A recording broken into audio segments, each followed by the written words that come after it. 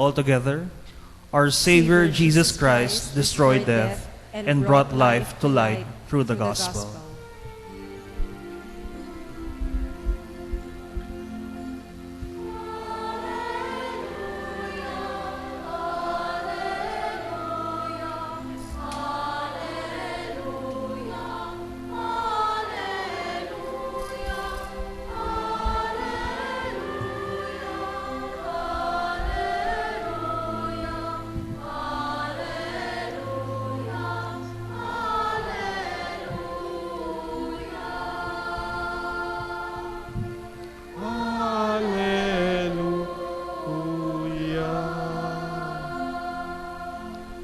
The Lord be with you. And with your spirit. Proclamation from the Holy Gospel according to Saint Mark.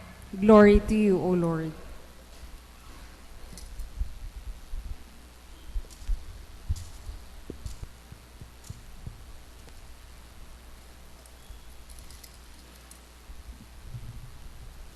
When Jesus had crossed again in the boat to the other side, a large crowd gathered around him, and he stayed close to the sea.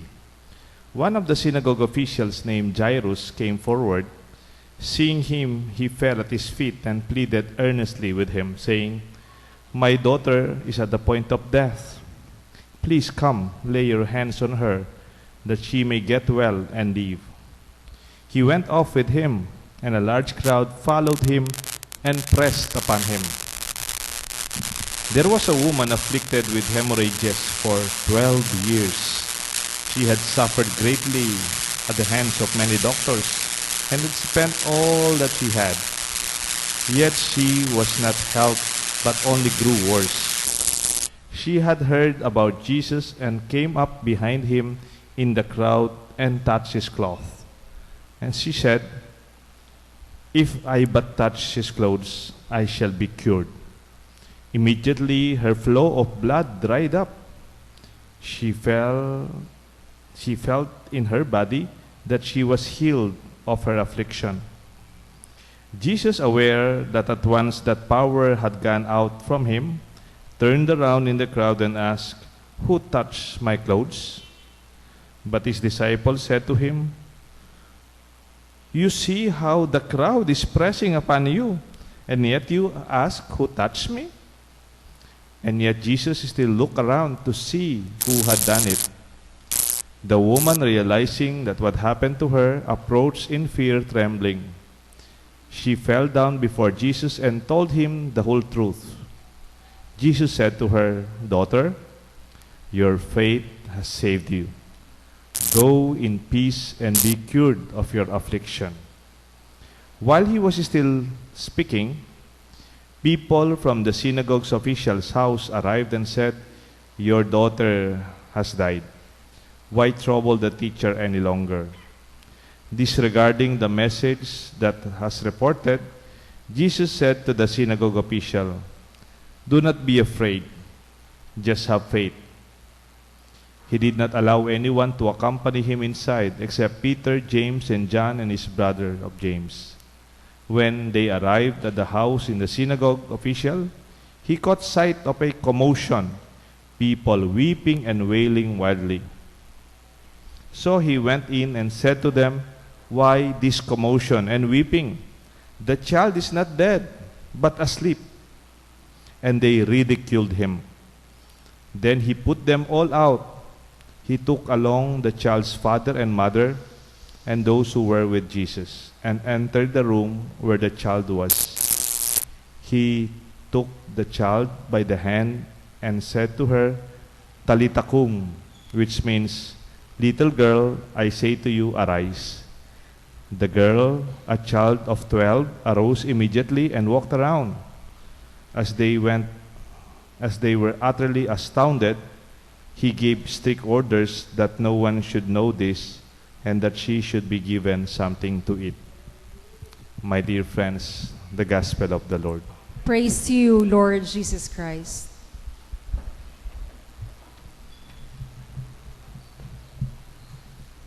In the name of the Father, the Son, the Holy Spirit. Amen. Good evening po. The gospel is quite long because there are two stories fused together. Parang sandwich. The request of Jairus for his daughter to be healed, and then the healing of the woman along the way. The woman suffering for 12 years of bleeding with hemorrhages for the past 12 years. Bleeding literally, even bleeding economically, and maybe she's bleeding in terms of her hope and faith out of desperation. And then the continuation of the story about the little girl.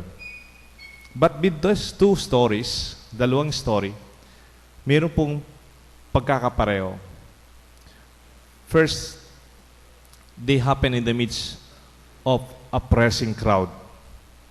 Maraming taong maingay, tagtutulakan, maraming taong hindi naniniwala, questioning him, and even those who were weeping and wildly wailing, and they even ridiculed Jesus. Patay na yung bata, ba't naniniwala kang hindi siya patay? They did not believe in Jesus, the unbelief. May I request that maybe we can reflect on the possibility that in spite of the reality of our own situation, we are surrounded with a crowd, people who don't care, people who most of the times would be negative and pessimistic, people who say, walang mangyayari dyan. And they are noisier. And yet, let us be with Jesus to remain personally focused and committed in the midst of this crowd. Because this crowd, you can also lose your identity. Pwedeng mawalan ka ng sariling paninindigan mo sa mga taong ito. You will also lose your sense of sensitivity, your sense of focus, your sense of identity. Sa dami ng tao, kamukha ng mga kabataan muna, sanay sila sa bahay, sanay sila sa school, na konti lang sila, magkakaklase, tapos biglang pupunta sa isang campus, maraming estudyante, marami silang makikita, and they are just part of the big community. Alam nyo, yung kabataan, dun dumadaan yung kanilang identity crisis. Kung hindi malakas yung kanilang pundasyon sa bahay, yung kanilang pagkatao, they could be lost. They could be lost with seeming relationship that could give them strong identity. Kaya minsan, naintindihan ko ba't yung mga kabataan, they join different groups where they feel they are really feeling accepted and they feel they belong. And yet it also confused them about their dreams in life. Alam niyo po, minsan yung mga bata, pag nag-graduate na sila, magtatrabaho sa mas malaking korporasyon. But the corporation will only look at them as human resources in general. They do not even know me by name. Meron nga akong kaibigan na Hapon. Hindi po masyadong magaling sa English. Nag-struggle pa sa kanyang English. Sumulat sa akin. At Chusi Okada ang pangalan. Sabi niya, office staff. Yung spelling niya sa staff, kaya medyo sad siya. S-T-U-F-F, parang staff toy. Office staff. Para bang dapat yan, di ba? Yung parang, siguro nagkamali lang siya Chusi, pero it could be possible that we're just part of the many. We're just the number. We're just corporate titles and official ranks. We have that generic attitude, one size fits all. Do you believe that? Totoo ba yun? One size fits all? I think it's also good to realize that your size is unique. Nung bata tayo, di ba, pinapagawa tayo ng damit just for you, kahit hindi masyadong mahal, walang tatak na mahal, but it is really for you. It's very personalized. Ngayon, out of our desire to be efficient, to be effective, to be profitable, to be fast, we just do things mabilisan. Pati yung mga tao, they are like input to a greater output. Kaya nga kung nag-aral po kayo ng logic, di ba, nung nag-aral tayong college, may logic, some subject na logic, may fallacy, yung pagkakamali sa logic. Ito, may kaklase akong magaling sa logic dito. Sabi, generalization is a fallacy in logic. Tama ba yun, Federico? No? Generalization is a fallacy in logic. Pag sinabi mo, kunyari, yung mga Kapampangan, walang age. O kaya, mga generalization ng Kapampangan, maingay. Generalization yan. They become policy when you say, hindi totoo. Meron na yung tahimik na Pampangan. Di ba? Pag natutulog, ganyan. Meron din naman Kapampangan na, sabi yan, yung kayong mga Kapampangan, walang age. Sumagot po ako, hindi naman lahat. Siguro mga kabataan ngayon, may age na sila. No? They are already. It's when you always see ang lahat ng taong yan. Mali po yan. Let us be careful when we say, yung mga politiko, cho-cho-cho-cho. Yung mga opisyal ng gobyerno, cho-cho-cho-cho. Yung mga simbahan, yung mga pare, yung mga militar, yung mga polis, yung mga doktor, yung mga estudyante ngayon, ang kabataan ngayon. This is all mentality of the crowd. Everything is just the same. The Lord would always look at us in a indefinite, different way. It is more personal.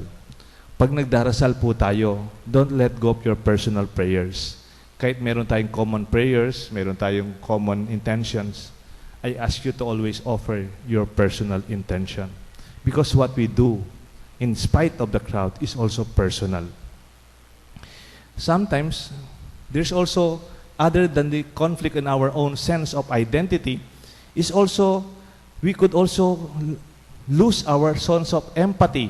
Ano po yung empathy? Your feeling for others. Maintain your sense of empathy in the midst of the crowd. No? Minsan po, si Bishop Pambo, nagpunta sa embassy. Kumuha po siya ng, first time niyang kumuha ng visa. Bagong-bagong pari siya, pupunta ng Europe. I think that was the time mag-aaral siya sa Louvain. Kukuha siya ng visa, sa student visa. And then, natatapos na daw yung mga sa embassy. Hindi pa tinatawag yung pangalan niya, hinihintay niya yung pangalan niya. Nagbabasa siya, babasa. Tapos, natatapos na. Maaga siyang, isa sa maaga dumating, hindi pa natatapos. Ay, hindi pa siya natatawag. Lumapit siya sa receptionist. Sabi niya, why are you not calling my name? I've been here very earlier than those people who left. Sabi niya, oh, what is your number? Hindi naman tinanong, what is your name? Tinanong, what is your number? Number? Yes, we gave you a number when you entered this room. Hinanap niya yung number, nakaipit sa libro niya. Here, 137. Ay, we were calling you. Babalik-balik kayong tinatawag, 137, 137. You are not answering. Sabi ni Bishop Pambo, I'm sorry. I am not used to be called 137. I have a name. That is the reality. Hello, reality. In the bigger world, out of efficiency, they only call us by the number. Go back to your home. Go back to relationship that you are called to be who you are. And in this experience, sometimes dahil hindi na tayo magkakakilala, maramihan na lang, we can also lose our sense of empathy. Wala na tayong pakialam. Marami na tayo kasi. Nagmaneho na po kayo sa EDSA? Nung malakas pa ako, nagmamaneho pa ako sa EDSA. Ngayon din, nagpapacheck up ako, dumadaan po kami sa EDSA. Kuminsan parang nawawalan ka ng pakialam sa iba. Pag lahat ng mga bus, ikakat ka, yung taxi, ikakat ka. Tapos yung iba talagang magulang magmaneho. You want to be like them. Parang you lose your sense of concern. Just think that kung nagmamadali sila, nagmamadali ka rin. Kung mahalaga yung lakad mo, mahalaga din yung lakad nila. But because of the mentality of the crowd, we lose our personal balance of our goodness. The disciples, pumasok sa utak nila to eh. The disciples are distracted and already pessimistic. Jesus said, who touched me? Who touched my clothes? Sabi na, what question is that? Ang daming mga taong nandiyan likod mo. Ba't sasabihin mo, who touched you? But for Jesus, He knew what is tulak. He knew what is a pressing crowd. And He knew who are the people who touch Him out of faith. Sa dami ng mga tao, may mga taong lumalapit sa ating may pagtitiwala. Please do not lose that sense of empathy. Kung minsan kasi nakakawala ng gana. Kunyari sa buhay mo, niloko ka na? Niloko ka na ba? Kung minsan yung mismong mahal mo sa buhay. Kung minsan, may nangutang na ba sa'yo tapos hindi nagbayad? Marami yan, di ba? Kung minsan lumapit sa'yo, nagpapatulog, umiiyak, papatulog, kailangan. Tapos tinulungan mo, tapos nung oras nang ibigay yung obligasyon niya, siya pa yung galit sa'yo. Pwedeng idemanda ka pa, galit pa sa'yo. Kung minsan, these experiences would make us numb. It will make us pessimistic about the crowd. Anong mga taong yan? Di ako naniniwala sa ganyan. But I hope, in spite of these painful experiences, ako rin po kasi, naranasan ko na yung kumisan. May tao kang tutulungan, tapos pagkatapos nun, wala na. They would not even recognize it. But what is important, the way Jesus did, know the difference between the crowd and those who approach you sincerely, with faith, like that woman. Don't lose that opportunity. Otherwise, you just become like the disciples, pessimistic, distracted, and part of the pushing and pressing crowd. Our relationship with God is very personal. Sabi po ng Isaiah chapter 45:4, "For the sake of my servant Jacob, Israel my chosen, I call you by name. I name you though you do not know me." Gustong-gusto ko po yung line, I call you by name. God calls you by your name. He knew you even before you were born. Kahit hindi ka kinikilala ng ibang tao, the Lord always remains faithful to you. Our relationship with God must be personal, though we are gathered as a community. Di ba kung minsan tayo, you call ano, boy, lika na. Sir. But I think our relationship with God is really very intimate. Gustong-gusto ko po yung ating dating Arsobispo, si Apong Seto, yung retired nating obispo, Archbishop Emeritus. Ang isang gift ni Apong Seto, he's always with the crowd. Malaking kasalan, malaking piyesta, malaking misa, madaming tao. Pero pag nakita ka, memorize ang pangalan mo. Kukumustahin ka pa. At pati kapatid mo, kumusta na yung kapatid mo? Sasabihin pangalan, kumusta na yung mama mo? Kumusta na lang? Very sincerely. I feel, siguro kaya po Seto, meron na ring time na nasaktan siya sa ibang mga tao, sa mga kritik ng ibang tao, sinabi tungkol sa kanya, but he never lost his personal touch in his relationship. Keep your personal, social responsibility strong, even when everyone is pushing to giving up. Our sense of responsibility is lost. Parang wala na lang tayong pakialam. Total, ganyan naman mga tao ngayon eh. Di ba? That is generalization again. That is fallacy. No? Kunyari, lumalabas po tayo dito pagkatapos ng misa. Tapos marami na naman na medyo masikip yung exit. Isa lang. You can also lose your patience. Minsan, natatawa ako pagkatapos ng misa. Tapos ng misa, peace be with you, the Lord be with you, and with your spirit, we receive the Lord in communion. Tapos pagkalabas, busina. Minsan may nagbanggaan pa dyan. Sometimes we have to see and we be careful.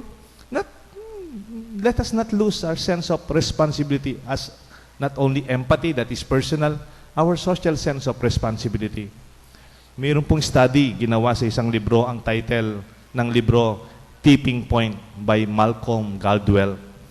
It was a study on 911, New York City reporting study. Pinagawa po ito ng New York City Mayor. Nung 70s kasi, at sa early 80s, yung New York, very notorious sa crime, sa prostitution, sa lahat ng mga drugs and so on. Kaya walang masyadong pumupunta, nag-invest sa New York. Maraming crime. At ginawa niya, tinignan niya kung bakit kaya mas marami yung crime sa public. Pumisan, magtataka ka, the more people, the more crime. Di ba? Nakakatakot yung isolated place. Nakakatakot din pag maraming tao. Mas maraming pickpocket, mas maraming gumagawa ng abuses. And sabi, bakit kaya pag maraming tao, maraming nakakita sa aksidente, sa krimen, walang nagre-report? Bakit pag isa lang nakakita, nasa bahay, nagtututbrush ka, nakita mo sa window ng comfort room mo, may pumapasok na magnanakaw sa kapitbahay, they report immediately. 911. Bakit kaya when somebody saw the crime personally, they report immediately? Pero pag maraming nakakita, walang nagre-report. O meron man, konting-konti. Bakit kaya? Bakit kaya? Kasi kagad nilang sasabihin daw, anyway, somebody will report it. Somebody will do that. I don't have a very personal responsibility. But reality in the Philippines, we are always in a crowd. But we should not lose that concern personally. Kung minsan pag may aksidente, titingin lang tayo, siyempre. Sisilip lang sa window, osyoso, tama ba yan? We will be part of the crowd. We will be onlookers and fence-sitters, but the invitation of the Lord is for us to be committed personally. The woman and the little girl were the same. They were in very desperate situation. The woman was drained out of life, not only of blood, not only economically, but we was losing hope. And the little girl really lost her life. Jesus was ridiculed when he said, the girl is not dead, she is asleep.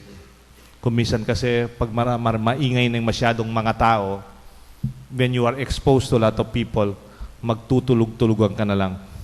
Parang ayaw mo nang humarap, ayaw mo nang lumabas. The Lord only took the woman, the mother and the father of the young girl and the trusted disciples of Jesus to be inside the room. Alam niyo po, we do not have to be friends to everybody. May tukso ngayon, dapat sa Facebook marami akong likes. Dapat sa Facebook yung friends ko more than 10,000. Okay din yan, pero ganyan lang yun, isang click lang. It's also good to be in the part of the crowd, to be having a lot of friends sa Facebook at mga likes na more than 500 if you want to. Pero mahalaga, you have personal relationship that are kept. Your family, your wife, your husband, your good friends tested through the years, the people who love you and people you care for. Let us not lose this wonderful, wonderful experience. For your struggles and mine are just the same. We all want to make sense of a life that is crowded in our work, in our personal life, and in our exposure to realities outside this church. Gusto ko pong magtapos doon sa sinabi ni Director Marilu Diaz-Abaya. Kumisan, we are afraid of our personal stories. We are afraid of our personal and individual realities. Pero sabi po ni Director Abaya, God bless her soul, because she's a good storyteller and a movie or filmmaker. Sabi niya, what is most particular is most universal. Can we repeat this? What is most particular is most universal. This is a very particular story of a woman bleeding for 12 years. Her prayer is not being answered. He's losing all that she has. Her money, her hope, and out of desperation, she never gave up. This is a very particular story and yet so universal. The Jairus story is very particular. The family is struggling to save the young girl who is dying. And yet, this story that given life because of their faith and healed out of faith is also a universal story for all of us. Your particular life, your personal life, is shared by so many. Live it well and give praise to God. Because the Lord always says, do always have faith. Your faith has saved you. Not the crowd, not the pessimistic crowd, not the opinionated crowd. Maraming mga sinasabi yung mga tao sa buhay natin. Pero ang mahalaga, we can and maintain our personal relationship with God and to those people who really love us. May God bless us all, the Father, the Son, and the Holy Spirit. Amen. Gusto ko po sa prayers of the faithful, mas mahina yung boses ko at ang boses